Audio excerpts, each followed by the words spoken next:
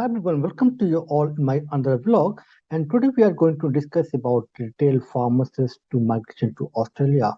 So most of the jobs in Australia, I can say it's like 90% jobs in Australia for pharmacists are only in retail pharmacies. So if you are one of the retail pharmacists, so I can say you have a very good chance to migrate to Australia and easily you can get a job. So if we ask you me that in the which pharmacy have the more scope or the high scope in Australia in future and today as well, so retail pharmacist is one of them. तो 90% जो jobs होती हैं Australia के अंदर retail pharmacy के अंदर ही होती हैं. अगर हम बात करें 10% जो है वो हॉस्पिटल में या इंडस्ट्रियल फार्मेसी के अंदर होती है. तो देखो ये जितने भी फार्मासिस्ट हैं कोई भी अगर माइग्रेशन करता है फर्स्ट टाइम तो उसकी जो है जॉब के जो चांसेस होते हैं वो रिटेल फार्मेसी के अंदर ही होती है. इसको रिटेल फार्मासिस्ट भी बोल सकते हैं या इसको जो है कम्युनिटी फार्मासिस्ट भी बोल सकते हैं. और या मतलब बोलते हैं कि हम लोग ये जो है एक मेडिकल स्टोर पे जो लोग काम करते हैं रिटेल फार्मासिस्ट तो उनका क्या प्रोसेस है माइग्रेशन का ऑस्ट्रेलिया के लिए. तो हम जो है इस ब्लॉग में आज जो है ए टू जेड इन्फॉर्मेशन हम देंगे और साथ में ये भी देखेंगे हम क्या कौन कौन से वीजा आप लोग अप्लाई कर सकते हैं आपका जो कंप्लीट हो जाएगा प्रोसेस के बाद. तो ठीक है, तो अभी हम जो है एकेडमिकली की वेबसाइट पर हैं तो आप देख सकते हैं यहाँ पर बहुत सारे कोर्सेज हैं आप लोग जाकर देख सकते हैं. और ये ब्लॉग में आप हमेशा जाए कीजिए क्योंकि मैं हर वीक में 3 न्यू ब्लॉग यहाँ पर हम लोग डालते हैं. तो आपको जो है new new information new new update जो होती है अगर आपको ऑस्ट्रेलिया आना है तो डेफिनेटली हम यहाँ पर देख सकते हैं. और आप हमारे एकेडमिक काउंसलर से इस नंबर पर व्हाट्सएप करने के बाद उनसे बात कर सकते हैं अगर आपके कोई भी डाउट्स है और आप जो है यहाँ आने के लिए अगर आपको प्रोसेस करना है तो है ना. तो हम हेल्प करते हैं कि आपको पूरा प्रोसेस हम कंप्लीट करवा देते हैं ताकि आप जो है इजीली ऑस्ट्रेलिया के लिए माइग्रेशन कर सकते हैं एज ए फार्मासिस्ट है ना. तो देखिए यहाँ पर जो दिखा है कि भाई इसको फार्मेसी प्रैक्टिस का जो है रिटेल और हॉस्पिटल दोनों में होता है जैसे कि आप लोग जानते हैं. और मगर मैं कहूँ कि यह बहुत ज्यादा जो रिटेल में जो जॉब्स होती है वो 90% के आसपास होती हैं. तो बाकी जो स्कोप है बहुत ही लो है दूसरे स्कोप में. और रिटेल में पूरी पूरी सारी जॉब्स होती हैं. तो आप लोग पूरा पढ़ सकते हैं ब्लॉग मैंने इसका लिंक दिया हुआ है डिस्क्रिप्शन के अंदर. मगर मैं आपको बताऊंगा कि ये अगर आपको तो पहले हम देखेंगे कि यार सैलरी कितनी मिलती है ऑस्ट्रेलिया के अंदर. तो ऑन एन एवरेज जो है एंट्री यहाँ पर दिखा रहा है कि जो है $47 पर आवर के हिसाब से ऑन एन एवरेज सैलरी मिलती है.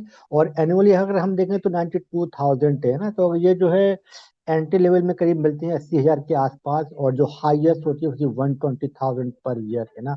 तो इतनी सैलरी मिलती है फार्मासिस्ट को. तो अगर इंडियन रुपीज में भी कन्वर्ट करते हैं हम इसको अराउंड 4 लाख रुपए पर महीने के हिसाब से आपको सैलरी मिलती है on average. I can say ना 3 से लेकर 4 लाख के आसपास आपको पर मंथ की सैलरी मिलती है. और ये मैं नहीं बोल रहा हूँ ये जो वेबसाइट है यहाँ पर talent.com.au इन्होंने जो है ये असेसमेंट किया हुआ है कि अगर कोई भी फार्मासिस्ट होता है तो जब एडवर्टीजमेंट वो देते हैं तो वहां पर जो है उनको मेंशन करना पड़ता है क्या क्या सैलरी है पर मंथ के हिसाब से या जो है पर आवर के हिसाब से कितनी सैलरी होती है. और उसकी बेस पर ही आप डिसाइड करते हैं ना. तो ये जो वेबसाइट है इन्होंने जो है पूरा कैलकुलेशन करते रहते हैं कि एक साल में कितने एडवर्टीजमेंट आए और वो वहां पर क्या सैलरी ऑफर करते हैं. तो उसकी बेस पे ये हम लोग बता रहे हैं कि $47 जो है पर घंटे के हिसाब से अगर इंडियन रुपीज में इसको कन्वर्ट कर देते हैं अगर आप तो मतलब 2,500 रुपए के आसपास मैं कहूँ कि जो है पर आवर के हिसाब से सैलरी मिलती है ऑस्ट्रेलिया के अंदर. तो जो उसका जो प्रोसेस जो है बहुत ही सिंपल है. अगर आपको ऑस्ट्रेलिया में आना है मैं कहूंगा कि पूरी दुनिया में जो सबसे इजी प्रोसेस है वो ऑस्ट्रेलिया का ही है. अगर हम दूसरी कंपनी क्योंकि मैं इसलिए नहीं बोल रहा हूँ कि हम ऑस्ट्रेलिया की प्रिपरेशन करवाते हैं क्योंकि अगर आप हमारे कोर्सेज में जाएंगे तो हम कनाडा की प्रिपरेशन करवाते हैं और बहुत सारी जो गल्फ कंट्रीज है वहाँ की भी हम लोग प्रिपरेशन करवाते हैं ना. तो हम इसलिए नहीं बोलते आपको अगर कनाडा जाना है तो हम उसकी प्रिपरेशन करते हैं. पर अगर मेरे ये पर्सनल जो हमारे एक्सपीरियंस है और बहुत सारे लोगों को हमने इंटरव्यूज किए हैं तो उसकी बेस पे बता रहा हूँ कि यहाँ का जो सिंपल बहुत इजी प्रोसेस है ऑस्ट्रेलिया आने का. तो उसका जो पहला प्रोसेस होता है उसको बोलते हैं इनिशियल स्किल असेसमेंट आपको करनी पड़ती है. इसमें आपको डॉक्यूमेंट्स अपने दिखाने पड़ते हैं.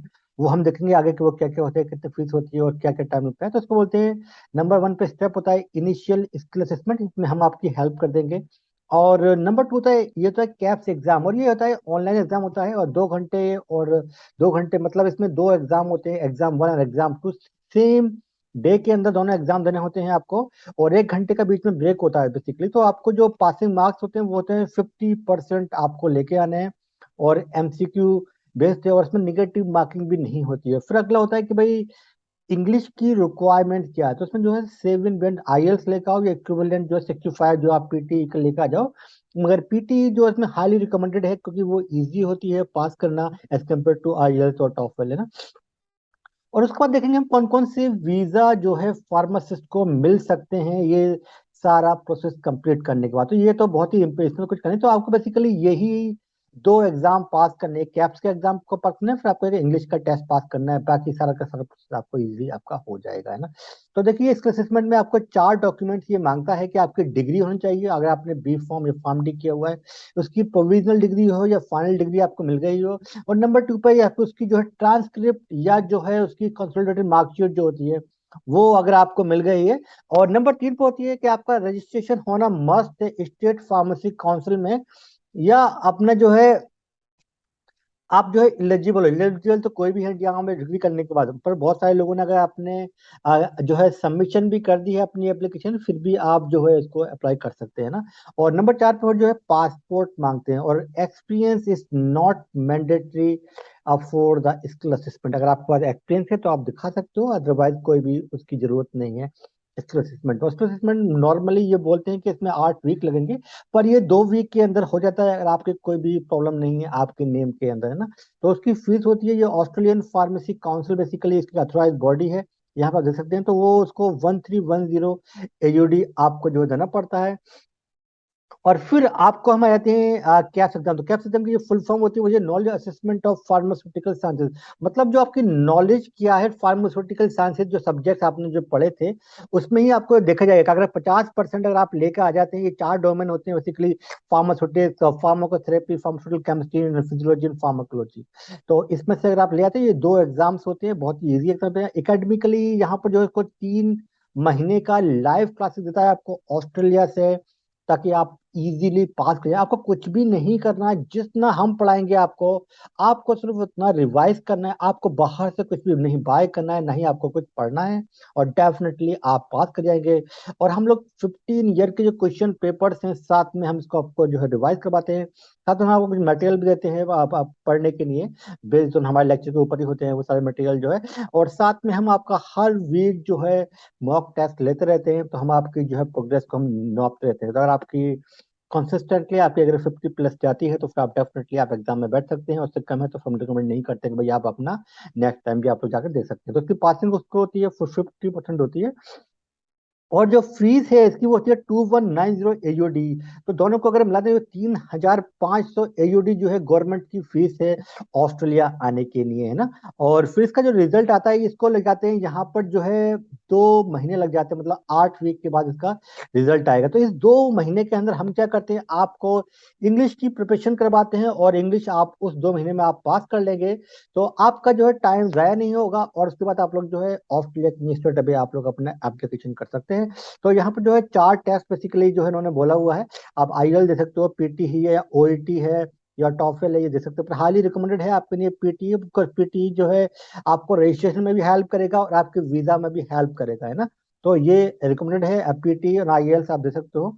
और अब देखते हैं कि भाई वीजा कौन कौन सा मिलेगा फार्मासिस्ट के लिए। ये आपने पूरा कंप्लीट कर लिया, आपने जब कैप्स पास कर लिया, आपने इंग्लिश का रिक्वायरमेंट पास कर लिया, तो बेसिकली जो वीजा है, जो पीआर वीजा है, ये 2 वीजा है। तो एक तो है 190, तो ये स्टेट स्पॉन्सर्ड वीजा होता है। तो फॉर एग्जाम्पल अगर आपको न्यू साउथ वेल्स में आना है, सिडनी उसकी राजधानी है, तो मैं अभी न्यू साउथ वेल्स में रहता हूँ, तो उनके लिए क्या होगा कि अगर आपके 70 पॉइंट्स हैं तो 5 पॉइंट स्टेट देता है आपके लिए, तो उसके 75 पॉइंट पे आपकी एप्लीकेशन को असेसमेंट होगी।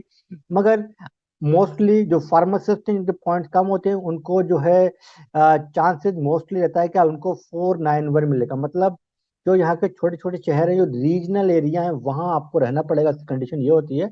और इसमें 15 पॉइंट आपको स्टेट देता है। अगर आपके 65 पॉइंट्स थे तो आपको 15 पॉइंट स्टेट देगा, तो अब आपको हो जाएंगे ये 80 पॉइंट्स, और 80 पॉइंट गुड पॉइंट्स होते हैं आपको पीआर मिलने के लिए ना। तो ये दोनों पीआर विधा है। अब बहुत सारे स्टूडेंट पूछते हैं कि सर हमें जो है क्या हमें एक ऑफर लेटर की जरूरत पड़ेगी, क्या हमें जो कोई स्पॉन्सर्ड की जरूरत पड़ेगी इस वीजा के लिए या नहीं?